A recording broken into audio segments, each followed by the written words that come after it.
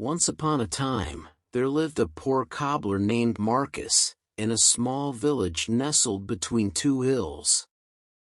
Despite Marcus's modest means, he took great pride in his work, crafting each pair of shoes with care and attention to detail.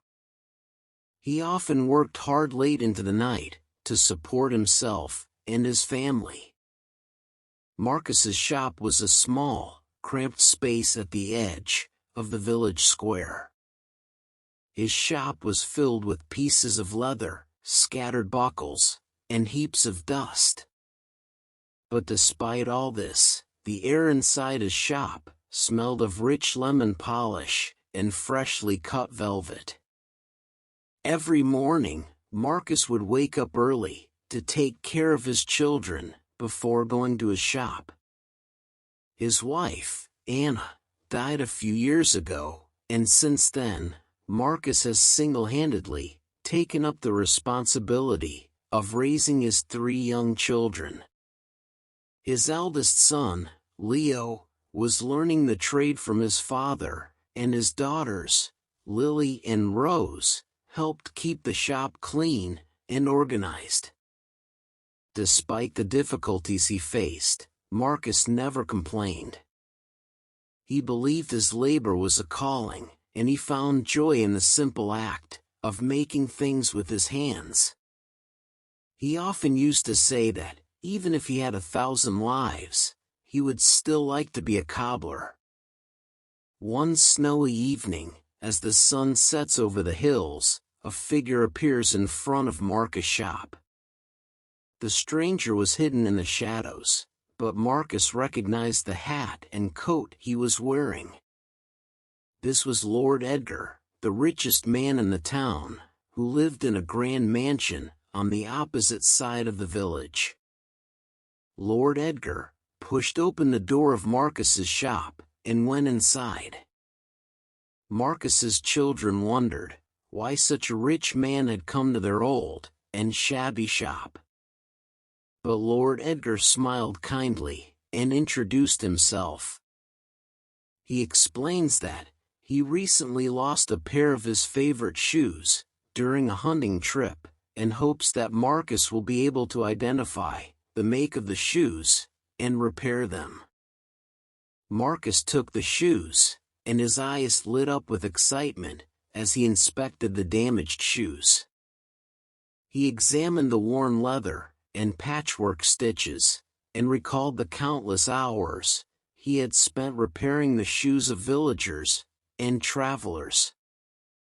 He started repairing shoes.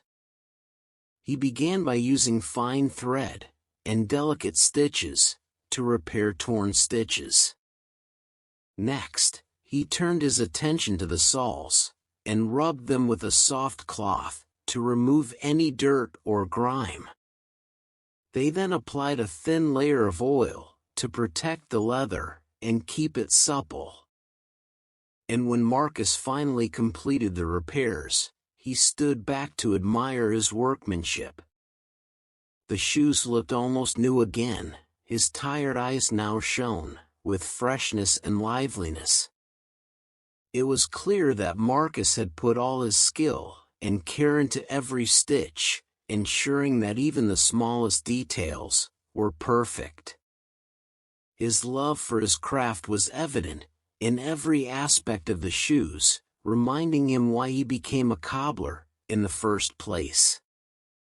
With excitement, he presented the repaired shoe to Lord Edgar, and Lord Edgar was amazed at the Marcus craftsmanship.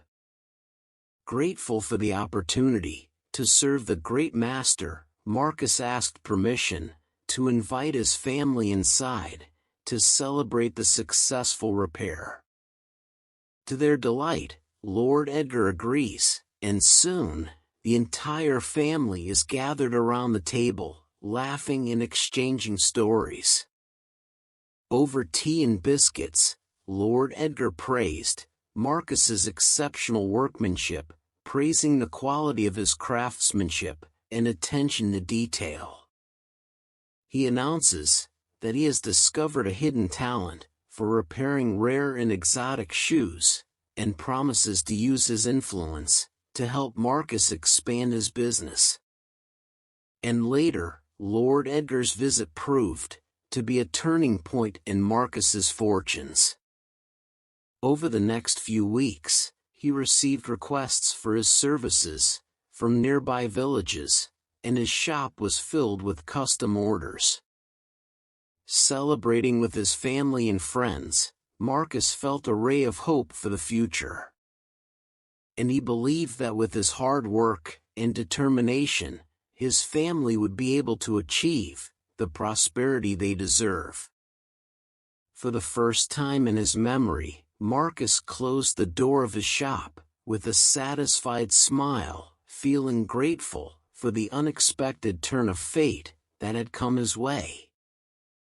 And as he lay in bed that night, surrounded by his sleeping children, he whispered thanks to the universe for reminding him that the greatest treasures in life were not necessarily to be found in a pocket or tied to a string, but it can be the bond and relationships we develop over time.